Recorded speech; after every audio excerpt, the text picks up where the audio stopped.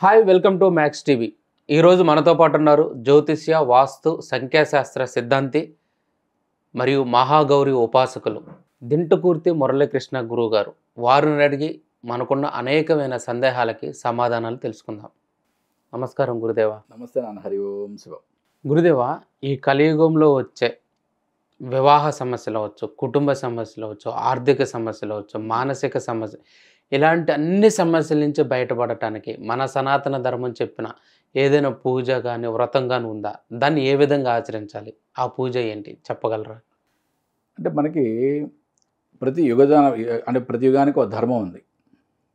మనకి కృతయుగంలో భగవంతుడు సాక్షాత్కారం కలగాలంటే కొన్ని వందల వేల సంవత్సరాలు తపస్సు చేయాలి. మరి త్రేతాయుగంలోకి వచ్చేటప్పటికి యజ్ఞాలు యాగాలు చేయాలి. ద్వాపరంలోకి వచ్చేటప్పటికి పూజలు వ్రతాలు చేయాలి. కలియుగంలో కలౌ స్మరణాన్ ముక్తి. కలియుగంలో జస్ట్ మనం భగవన్నామస్మరణ చేస్తే చాలు, వీఆర్ ప్రొటెక్టెడ్. మరి ఇటువంటప్పుడు అంటే మనం ఒక యుగధర్మం దాటి వెనక్కి వెళ్ళి ద్వాపర యుగంలో ఆ యుగధర్మం ఏం చెప్పింది? పూజలు వ్రతాలు చెప్పింది. ఓకే, ఆ వ్రతాల్లో చాలా మన పురాణాల్లో చాలా అద్భుతమైన వ్రతాలు ఎన్నో చెప్పబడి. 16 సోమవారాల వ్రతం అని, 7 శనివారాల వ్రతం అని, ఇంకా 8 అష్టలక్ష్మీదేవులకి అంటే 8 శుక్రవారాల వ్రతం అని, ఇట్లా రకరకాల 9 రాహుకాలంలో దుర్గాదేవి పూజలు, ఓకే, 9 లక్ష్మీ కుబేర వ్రతం, ఇట్లా రకరకాల వ్రతాలు ఎన్నో చెప్పబడి. ఏకాదశి వ్రతాలని, మనం ఎన్ని సంకష్టహార చతుర్థి వ్రతాలు, ఎన్నో రకాల వ్రతాలు చాలా అద్భుతమైన పుణ్యఫలాన్ని ఇస్తాయి అని చెప్పబడింది. దీంట్లో అంటే జనరల్గా కలియుగంలో మనం చూసేది ఈది బాధలు ఎక్కువగా ఉంటాయి. ఓకే, ఎటువంటి బాధలు, ఈది బాధలు ఉన్నా కూడా తొలగిపోవడానికి 7 శనివారాల వ్రతం ఒక అద్భుతమైన వ్రతంగా మనం చెప్పుకోవచ్చు. ఓకే, పురాణాల్లో చెప్పబడిన అన్ని వ్రతాలకి చాలా ప్రాముఖ్యత ఉంది. ఓకే, దాంట్లో 7 శనివారాల వ్రతం ఒక అద్భుతమైన వ్రతం చెప్పుకోవచ్చు. ఇది మనకి ఏ పూజా స్టోర్లో అయినా చాలా చిన్న పుస్తకం, ఒక 15-20 పేజీల పుస్తకం ఉంటుంది. ఆ పుస్తకం కొనుక్కోండి. ఆ వ్రతానికి సంబంధించిన నియమాలు, పూజా విధానం అన్ని ఏడు దాంట్లో ఉంటాయి. నేను దాని గురించి మీకు ఇక్కడ ఏం వివరణ ఇవ్వట్లా. అంటే ఇంపార్టెంట్గా అక్కడ చేయాల్సిన రిచువల్స్ ఏం చేయాలి మనకు అంటే చాలా క్లియర్గా, ప్లస్ నిజంగా ఈ వ్రతాలు చేస్తే ఏం జరుగుద్ది అనేది మీకు వివరించే ప్రయత్నం చేస్తా.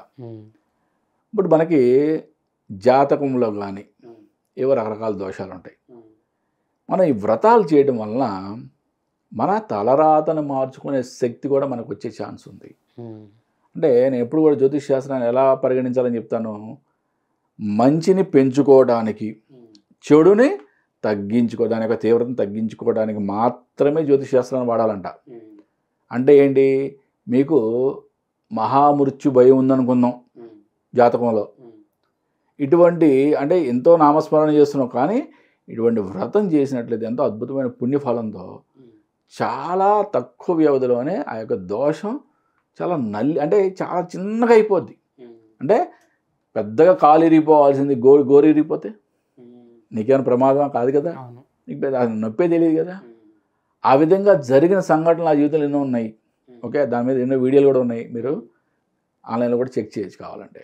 అంటే భగవంతుడిని మనం పట్టుకుంటే, ఆయన పాదాలు పట్టుకుంటే ఏ విధంగా మనం ప్రొటెక్ట్ చేయబడతాం అనేది మనకి చాలా క్లియర్గా. ఈ 7 శనివారాల వ్రతం, ఇప్పుడు మార్గశిర మాసం, శ్రీకృష్ణ భగవానుడు భగవద్గీతలో ఏం చెప్పాడు? మాసానాం మార్గశీర్షోహం, మాసాల్లో మార్గశిర మాసాన్ని నేనేం చెప్పాడు. చక్కగా ఈ మాసంలో స్టార్ట్ చేయండి. 7 శనివారాలు కంటిన్యూగా. ఎవరికైనా మధ్యలో బ్రేక్ వస్తే, ఓకే, అంటే 3 వారాల్లోపు కనుక బ్రేక్ వస్తే మళ్ళీ మొదటి నుంచి చేయాలి. ఓకే, 3 వారాలు దాటిన తర్వాత బ్రేక్ వస్తే కనుక అక్కడి నుంచి కౌంట్ కంటిన్యూ చేసుకోవచ్చు.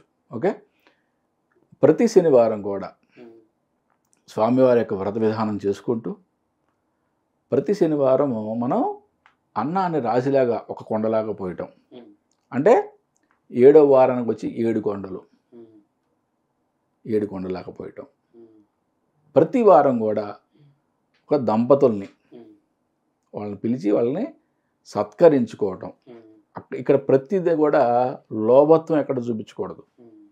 అంటే మన కెపాసిటీ వాళ్ళకి చీర సారే పెట్టగలిగే స్తోమత ఉంటే పెట్టకుండా ఓ తాంబూలం ఇచ్చి పొట్టు పెట్టి పంపించడం కాదు. మన స్తోమతను బట్టి మనం చేయాలి. మన స్తోమత తాంబూలం ఇచ్చి పంపించేదే కానీ అప్పు చేసి వాళ్ళకి చీరలు పెట్టకూడదు. అంటే లోభత్వం చూపించకూడదు, మన స్థాయి మించి కూడా చేయకూడదు. అంటే మన స్థాయి ఏదో ఆ స్థాయి ప్రకారం వచ్చిన వాళ్ళని భగవత్ స్వరూపాలుగా భావించి ఓకే వాళ్ళని సత్కరించి పంపించాలి. ఇట్లా 7 వారాలు చేయటం. ఓకే 7వ వారం ఉద్యాపన చేసేటప్పుడు అంటే స్వామివారి తత్ఫలం మొత్తం కూడా మళ్ళీ స్వామి పాదాలకు అర్పించేసేటప్పుడు ఈ నోము పుస్తకాలని 7 పుస్తకాలను మళ్ళీ 7 మంది ముత్తైదువులకి ఎవరికన్నా ఇవ్వడం ద్వారా అంటే అటువంటి వ్రతాన్ని అద్భుతమైన వ్రతాన్ని మీరు కూడా చేయండి అని ఎవరైతే చేస్తామో అని సంకల్పించుకుంటారో వాళ్ళకి ఇవ్వడం ద్వారా మీకు వాళ్ళు చేసే పుణ్యంలో కూడా మీకు కొంత భాగం మీకు వాటాగా వస్తుంది. అంటే మనకి పురాణాల్లో ఎన్నో రకాల వ్రతాలు చాలా అద్భుతమైన వ్రతాలు చెప్పబడినాయి.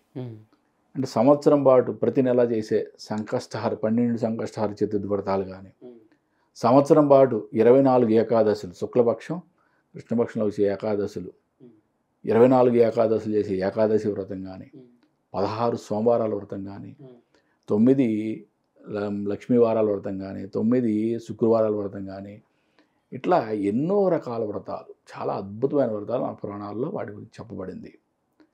దాంట్లో అన్నీ ఒకదానికి మించి ఒకదానికి అద్భుతమైన ఫలితాలు ఇచ్చేవే.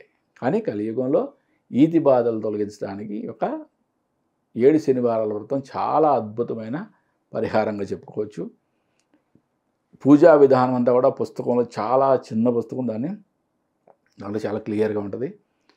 దీంట్లో ప్రతిదీ కూడా మీరు ఏదో గొప్పలకు పోయి ఎక్కువ ఖర్చు పెట్టాల్సిన అవసరం కూడా ఏం లేదు. ఓకే చాలా పూజా విధానం చాలా సరళంగా ఉంటుంది. మీ ప్రతిదీ కూడా మీరు తాహత తగ్గట్టుగా చేసుకోండి. మీరు తాహత తగ్గట్టుగా అంటే మీరు పెట్టగలిగిన స్థాయి ఉన్నప్పుడు పెట్టి బ్రాహ్మణ్ణి పిలుచుకొని చక్కగా శాస్త్రోక్తంగా చేసుకోండి. ఓకే పెట్టలేని వాళ్ళు మీరే చదువుకోండి, మీరే పూజ చేసుకోండి, మీ తాహత తగ్గట్టుగానే ముత్తైదులు కూడా సత్కరించుకోండి. ఈ 7 శనివారాల వ్రతంలో వెంకటేశ్వర స్వామినైనా మనం పూజించాల్సింది లేకపోతే వేరే ఏ దేవుడినైనా పూజించుకోవాలి? వెంకటేశ్వర స్వామి. వెంకటేశ్వర స్వామి అంటే శనివారాలు మాత్రం ఉపవాసం ఉండాల్సి ఉంటుందా? మిగిలిన రోజులు కూడా ఉపవాసం ఉండాలా? అంటే ఉపవాసం అంటే నువ్వేమనుకుంటున్నావు? దేవుడికి దగ్గరగా ఉంటాం కదా, ఒంటిపూట భోజనం చేయటం. అంటే ఒంటిపూట భోజనం అని కాదు, శరీరం నిలబడటానికి కావలసిన సాత్వికమైన ఆహారం. ఓకే ఒంటిపూట భోజనం అంటే కొంతమంది ఇంత కూర్చొని తింటారు, అది కాదు. సాత్వికమైన ఆహారము ఈ శరీరం నిలబడటానికి ఎంతవరకు కావాలో అంతవరకు మాత్రమే తీసుకోవాలి. ఇది కూడా ఒక అద్భుతమైన సైన్స్ మళ్ళీ. ఓకే ఇవాళ మళ్ళీ సైంటిస్టులు అందరూ అంత కొన్ని వందల సంవత్సరాలు రీసెర్చ్ చేసి 15 రోజులకు ఒకసారి మీరు ఫాస్టింగ్ ఉంటే మీ ఆరోగ్యం సూపర్గా ఉంటుంది, అది కూడా ఏకాదశి రోజు అయితే చాలా మంచిది అని చెప్తున్నారు. మరి ఇది ఎప్పుడు చెప్పారు మనకి? మన పూర్వీకులు మన సనాతన ధర్మంలో ఎప్పుడో చెప్పబడింది. కాబట్టి ఏకాదశి వ్రతం చేసేవాళ్ళు చాలా అద్భుతంగా ఉంటారు. అద్భుతంగా అంటే అంటే అంటే ఒకటి ఉపవాసం అనేది ఫుడ్కి సంబంధించి అనుకొని చేస్తే తప్పు. ఓకే భగవంతునికి దగ్గరగా ఉండడం అని అనుకొని చేసేవాళ్ళు చాలా అద్భుతంగా ఉంటారు. ఈ 7 శనివారాలు అయిపోయేంత వరకు కూడా ఒక్క శనివారం కాకుండా మిగిలిన సమయాల్లో కూడా మాంసాహారం స్వీకరించకూడదా? లేదు నాన్న, 7 శనివారాలు పూజ అనేది ఎప్పుడైనా సరే ఒకటి గుర్తుపెట్టుకోండి. ఇప్పుడే కాదు, నేను ఏ ఎపిసోడ్లో అయినా సరే ఒక పూజ అని చెప్పానంటే అది 1 డేకి సంబంధించింది. ఓకే ఆ ఒక్కరోజు మాత్రమే నియమం ఉంటుంది. వ్రతము అని చెప్పింది ఎప్పుడైనా సరే 7 శనివారం అంటే 7 శనివారాలకు కూడా వ్రతమే. ఓకే ఈ 7 శనివారాలకు కూడా నియమాలు ఉంటాయి. ఓకే ఆ వ్రతం రోజు మాత్రం బ్రహ్మచర్యం పాటించాలి. ఆ వ్రతం రోజు మాత్రం కుదిరితే అంటే మీకు వీలైతే భూతల శయనం అంటే నేల మీద పడుకోవటం. ఆ వ్రతం రోజు ఉపవాసం ఉండగలిగితే, ఉపవాసం అంటే తక్కువ ఆహారం తీసుకొని భగవన్ నామస్మరణ ఎక్కువ చేయటం. ఓకే చేయటం ఇవన్నీ చేయాలి. కానీ 7 వారాలు కూడా నాన్ వెజిటేరియన్కి దూరంగా ఉండడం మంచిది. లేదు గురుగారు మేము ఉండలేం అంటే కనుక వ్రతం రోజు ఆ తిథి మొత్తం కూడా ఎట్టి పరిస్థితుల్లో కూడా మాంసాహారం అనే స్ఫురణే మీ మనసులోకి రాకుండా చూసుకోండి. చాలా చక్కగా చెప్పారు గురుదేవ. నమస్తే నాన్న. హరి ఓం శివం.